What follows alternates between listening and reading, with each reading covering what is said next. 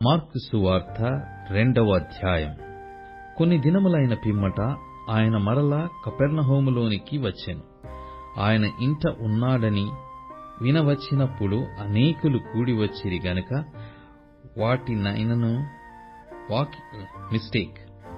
వాకిటనైనను వారికి స్థలము లేకపోయెను. ఆయన వారికి వాక్యము బోధించుచుండగా కొందరు పక్షవాయువు గల ఒక మనుష్యుని 4 చేత మోయించుకుని ఆయన యొద్దకు తీసుకుని వచ్చిరి. చాలా మంది కూడియున్నందున వారాయన యొద్దకు చేరలేక ఆయన యున్న చోటికి పైగా ఇంటి కప్పు విప్పి సందు చేసి పక్షవాయువు గల వానిని పరుపుతోనే దింపిరి. యేసు వారి విశ్వాసము చూచి, కుమారుడా, నీ పాపములు క్షమింపబడి ఉన్నవని పక్షవాయువు గల వానితో చెప్పెను. శాస్త్రులలో కొందరు అక్కడ కూర్చుండియుండిరి. వారు, ఇతడు ఇట్లెందుకు చెప్పుచున్నాడు? దేవదూషణ చేయుచున్నాడు గదా.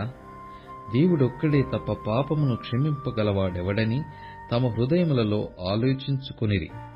వారు తమలో తాము ఇలాగున ఆలోచించుకొనుట యేసు వెంటనే తన ఆత్మలో తెలిసికొని, మీరీలాటి సంగతులు మీ హృదయములలో ఎందుకు ఆలోచించుకొనుచున్నారు?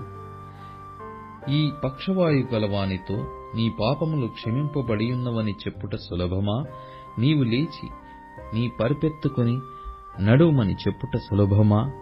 అయితే పాపములు క్షమించుటకు భూమి మీద మనుష్య కుమారునికి అధికారము కలదని మీరు తెలుసుకొనవలెనని వారితో చెప్పి, పక్షవాయువు గల వానిని చూచి, నీవు లేచి నీ పరిపెత్తుకొని ఇంటికి పొమ్మని నీతో చెప్పుచున్నానెను.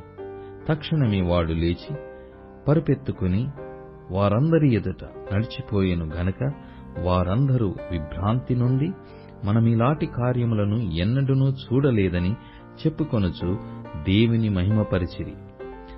ఆయన సముద్ర తీరమున మరల నడిచిపోవుచుండెను. జనులందరూ ఆయన యొద్దకు రాగా ఆయన వారికి బోధించెను.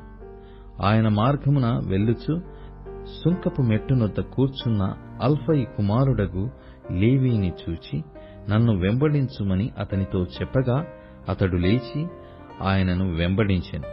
అతని ఇంట ఆయన భోజనమునకు కూర్చుండియుండగా సుంకరులను పాపులను అనేకులు యేసుతోనూ ఆయన శిష్యులతోనూ కూర్చుండియుండిరి. ఇట్టివారనేకులుండిరి. వారాయనను వెంబడించువారైరి.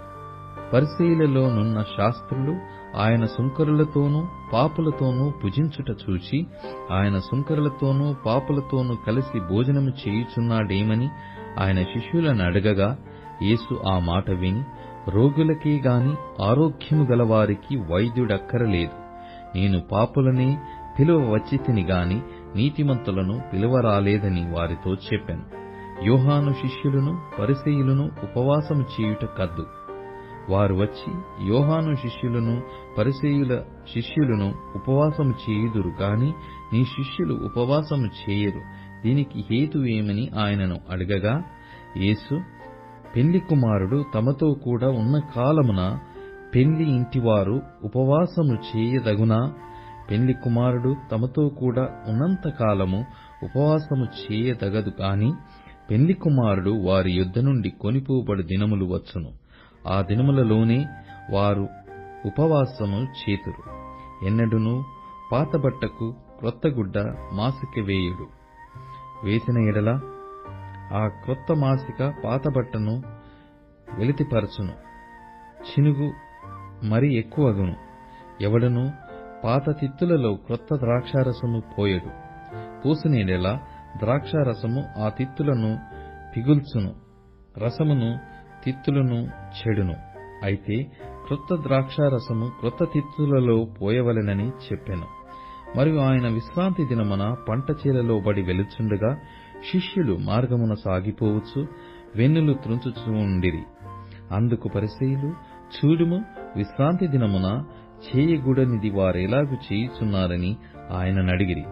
అందుకాయన వారితో ఇట్లనెను, తానును తనతో కూడా నున్నవారును ఆకలిగొని నందున దావీదునకు అవసరము వచ్చినప్పుడు అతడు చేసినది మీరెన్నడూనూ చదవలేదా?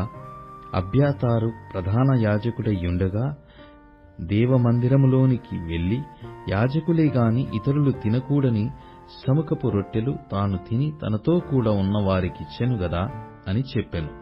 మరియు విశ్రాంతి దినము మనుషుల కొరకే నియమింపబడెను గాని మనుష్యులు విశ్రాంతి దినము కొరకు నియమింపబడలేదు. అందువలన మనుష్య కుమారుడు విశ్రాంతి దినమునకును ప్రభువై ఉన్నాడని వారితో చెప్పెను.